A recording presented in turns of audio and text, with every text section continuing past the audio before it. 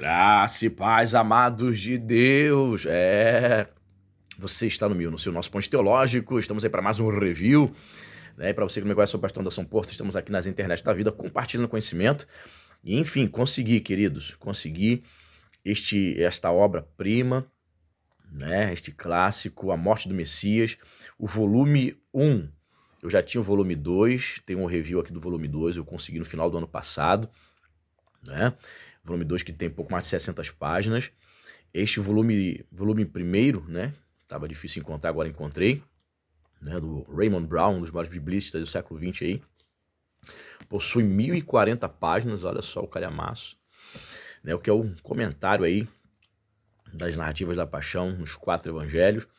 Um clássico, uma obra primorosa, né? Pouca gente dá valor a esta narrativa, a esta obra, e nós vamos mostrar aqui o review, tá certo? Pra você perceber o quão interessante é esta obra, tá certo? Então já tenho do volume 2, que eu consegui no passado, só você procurar aqui no canal, A Morte do Messias, né? Um review, volume 2 de Raymond Brown. E agora consegui o volume 1, né? E vamos mostrar para você algumas coisas, tá certo? E você que não é inscrito no nosso canal, seja muito bem-vindo, né? Ative o seu sininho da notificação para você receber as novidades, certo? Dá o like, comente, compartilhe este vídeo aí nos grupinhos de Facebook, WhatsApp, envia para um amigo aí que você sabe que gosta do tema. Se você também deseja ser um apoiador do nosso canal, aqui embaixo nos comentários, temos aí o link do Apoia-se. A partir de R$5 você pode tornar-se um apoiador, patrono mensal deste canal. Aí você vai fazer parte aí do nosso grupo do WhatsApp da família Point. Quando nós alcançarmos a meta financeira que você vai ver lá na plataforma, vamos começar a sortear livros de teologia todos os meses para os apoiadores, tá certo?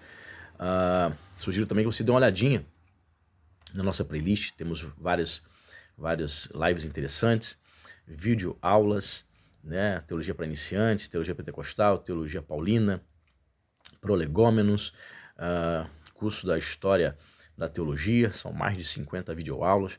Dá uma conferida lá, tá certo? Então, essa obra aqui, vamos ler aqui nas orelhas aqui do livro, umas questões interessantes. Este primeiro volume de A Morte do Messias traz o comentário das narrativas da paixão, dividido em 3 atos. No primeiro ato, Jesus reza e é preso no Getsemane. Então, você que é protestante evangélico não estranha essa expressão, né, porque é uma editora católica, então, ele, ao invés de colocar orar, eles usam muitas vezes a expressão rezar, né? Mas, ora. Jesus reza, ou ora, é preso no Getsemane, numa das oliveiras, do outro lado do Cedron. No segundo, Jesus está diante das autoridades judaicas, e finalmente, no terceiro ato, Jesus está diante de Pilatos, o governador romano. O objetivo primordial deste livro é explicar em detalhes o que os 4 evangelistas planejaram e transmitiram a seus respectivos público-alvo por meio das narrativas da paixão e morte de Jesus. Brown examina meticulosamente cada faceta da paixão, combinando suas habilidades singulares com o conhecimento das preocupações bíblicas dos autores dos evangelhos de Mateus, Marcos, Lucas e João, e da comunidade cristã primitiva. Chamado de o principal biblista católico norte-americano pela revista Time, Raymond Brown escreveu um livro erudito e acadêmico, mas também inteligível e acessível, destinando-se assim a um público bastante amplo. Leitores em geral, estudantes de teologia e bíblia, professores e estudiosos. Mais do que uma grande obra grande, trata-se de uma grande obra, um clássico. Então, é bom explicar uma coisa aqui, no que diz respeito, né, aos teólogos católicos e biblistas. Uma obra dessa de 1040 páginas, é óbvio que a maior parte dessa obra aqui, como protestante, eu vou concordar. E aquilo que nós discordamos, né, nós protestantes evangélicos, todo mundo já sabe, né, do que se trata.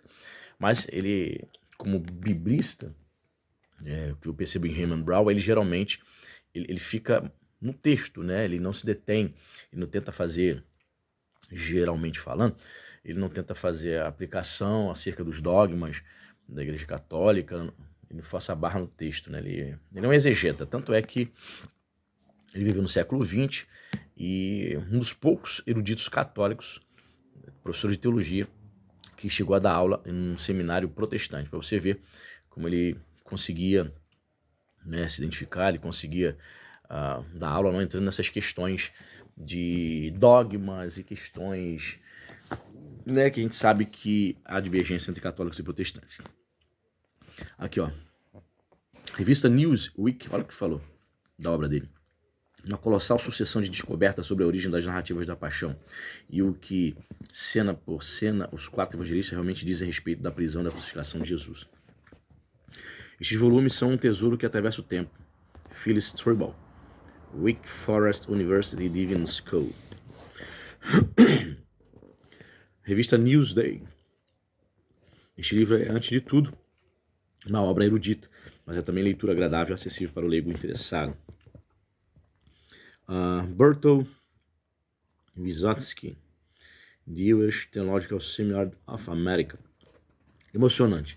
A morte do Messias coroa mais de 2 milênios de educação cristã que reflete no escândalo da crucificação. Raymond Brown mais uma vez demonstra sua posição como padre, rabino e mestre de todos nós. Então, vou mostrar aqui mais ou menos alguns detalhes, né, dentro. Ele vai trazer na página 37 as perspectivas, né, do comentário, que é a explicação que os evangelistas planejaram e transmitiram às suas audiências. Certo? Mas eu separei aqui, é óbvio, o sumário. O que vai trazer o sumário? O sumário vai adentrar essa questão aqui, ó, o sumário do primeiro ato. Como é um comentário, né, ele vai entrar propriamente nos textos, episódio de transição. Jesus vai com os discípulos ao Monte das Oliveiras. Eu separei esse texto aqui para a gente dar uma lida. Ó. Aí vai abarcar Marcos 14, Mateus 26, Lucas 22, João 18.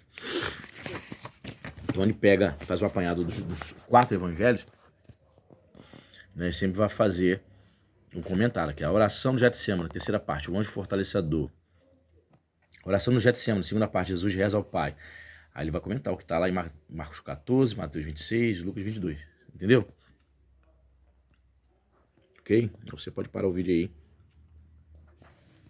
para ver essas questões. Então, na questão do sumário, simplesmente ele vai dizer os comentários, vai falar a respeito dos comentários que ele fez acerca dos textos. Ok? Então vamos analisar aqui primeiramente o seguinte, ó. Questões gerais pertinentes às narrativas da paixão. Vamos ler um trechinho aqui, ó. Na sessão anterior, examinamos na NPS, Narrativa das Paixões, do ponto de vista da perspectiva da história e da teologia hermenêuticas. Entretanto, antes de iniciar o comentário propriamente dito, é necessário que haja outra sessão introdutória dedicada aos evangelhos para tratar de assuntos como qual é a extensão da narrativa da paixão em cada evangelho, como ela se encaixa no plano evangélico global, como se interrelacionam as 3 narrativas das paixões sinóticas. Houve uma narrativa da paixão pré-marcana e quais foram as fontes de Marcos? Apesar de Mateus depender de Marcos, qual é a influência da narrativa da paixão mateana do material especial que Mateus acrescentou à NP? Lucas teve como fonte outra NP diferente da de Marcos. Como se relacionam as NP de João e Marcos? Aqui vou tratar dessas questões apenas de modo geral, para expor as posições que vou adotar. Darei alguns exemplos que esclarecem meu raciocínio, mas a prova detalhada da racionalidade dessas posições está no comentário que se segue. Reconheço o perigo de que tal sequência dê a impressão de que tomei posições a priori e modifiquei a interpretação subsequente para que se harmonizasse com elas. Por isso, quero assegurar aos leitores que, embora esteja impressa no início do livro, e portanto seja normalmente lida antes do comentário, esta seção foi o último capítulo do livro a ser escrito. Somente depois de ter estudado e comentado cada versículo das narrativas das paixões, tirei minhas conclusões a respeito das questões analisadas aqui. Na verdade, em diversos casos, minhas posições a posteriori divergiram das que assumiram antes de começar. Né? Que é a extensão e o contexto das narrativas evangélicas da paixão. Então ele traz uma espécie de introdução, adiantando o comentário propriamente dito. Já vou para o comentário propriamente dito. Aqui, episódio de transição. Jesus vai com discípulos ao Monte das Oliveiras. Página 169. Aí traz aqui os textos que ele vai analisar lá, Marcos 14, 26 ao 31. Mateus 26, 30 a 35, certo? Lucas 22, 39. Certo? E João 18, 1. Ok? Comentário, olha lá. Você dá uma olhadinha, ó. Como esta é a primeira sessão do livro na qual há um comentário real a respeito dos textos da narrativa da Paixão, quero lembrar aos leitores a informação presente no prefácio de que a tradução fornecida é deliberadamente mantida bem literal. Parágrafos entre colchetes na tradução assinalam paralelos encontrados em outra sequência que são relevantes para o texto em análise. Assim, o diálogo lucano paralelo a Marcos 14, 27 e 31 consiste no trecho de Lucas 22, 38 a 34 entre colchetes, mas esse diálogo tem lugar na última ceia, não quando Jesus se dirige com os discípulos ao Monte das Oliveiras, que é o cenário deste episódio. Como indicado no parágrafo 2, decide começar a narrativa da paixão imediatamente depois da última ceia. Entretanto, a fim de proporcionar contexto para esse começo, quero relatar sucintamente o que precedeu em cada evangelho à guisa de preliminares imediatas à paixão. Então, passarei a comentar versículo por versículo o episódio atual. A sequência de subseções foi dada na lista do sumário que precede o parágrafo 4. Que preliminares da paixão de cada evangelho. Vamos ver aqui. Está nas preliminares. Tá, vamos aqui já, então. Aqui já. Vamos entrar aqui, então, no comentário em si.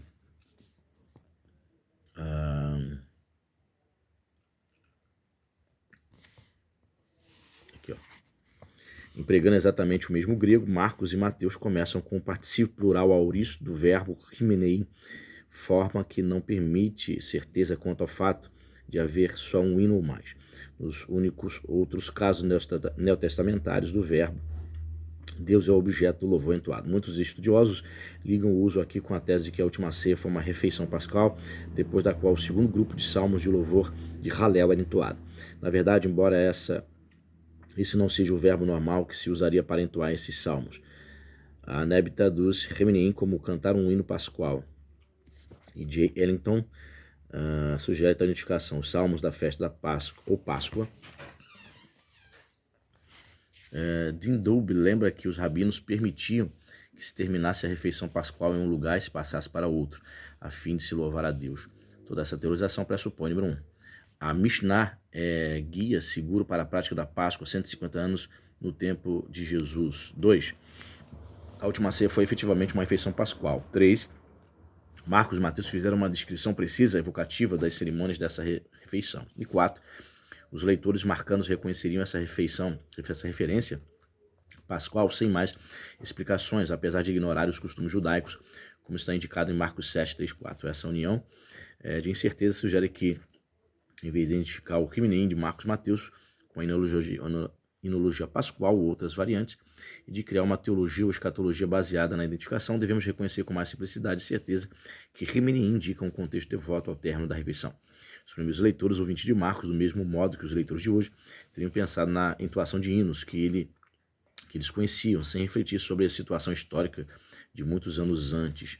Ao sair do lugar da ceia, Jesus foi acompanhado pelos discípulos, como indicado explicitamente por Lucas e João, implicitamente pelo sujeito plural, Marcos Mateus. Ele vai fazendo essa análise, né? Bastante exegética, por sinal. E as notas de rodapé? Abundantes, né? Aí você pode parar aí o vídeo para ler mais trechinhos. A importância teológica no fato de Jesus sair de Jerusalém aqui. Malcolm Albert, página 392 e 394, invoca o tema da novilha vermelha imolada fora do acampamento. Números 19, Hebreus 13, relaciona com o sofrimento de Jesus e dos cristãos. Entretanto, esse tema é uma base mais plausível para outro versículo, a saber, Marcos 15, 20. Eles o levam para fora, exageim, a fim de crucificá-lo.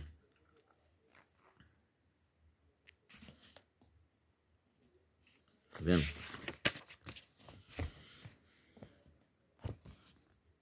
Muita coisa, hein? Destino dos discípulos, predição de escândalo e dispersão. Nestes dois evangelhos, Marcos e Mateus, a primeira coisa que Jesus faz ao sair da ceia é pronunciar uma predição do destino dos discípulos. Aqui as diferenças mateanas de Marcos são quase com certeza redacionais, até na citação da escritura. de modo que temos a razão em falar de um relato de Marcos Mateus. Com propósito de comparação, imprimi como parte da tradução bíblica no início desta sessão 2 passagens, João 16 e Lucas 22, onde na última ceia Jesus fala do destino dos discípulos. Aqui a passagem joanina, que consiste em ditos separados, partilha com Marcos Mateus os temas de escândalos e dispersão. Contudo, em João, enquanto prediz que os discípulos se dispersarão, Jesus tenta impedi-los de ficar escandalizados. Interessante, né? Então é uma análise dos evangelhos não devocional, podemos assim dizer, mas exegética, bastante erudita, né? É isso aí, muita coisa, né? São 1043 páginas, pessoal. Olha só. É muita coisa. Muita coisa. Então tem o volume 1 que vai trazer, né, o comentário, né? Vai trazer os comentários iniciais, que é o nascimento, que é a morte do Messias, volume 1. E tem também o nascimento do Messias, que eu também tenho o vídeo aqui no canal. O nascimento do Messias vai tratar sobre ali os primeiros momentos da vida de Jesus, né? Aqui é Raymond Brown.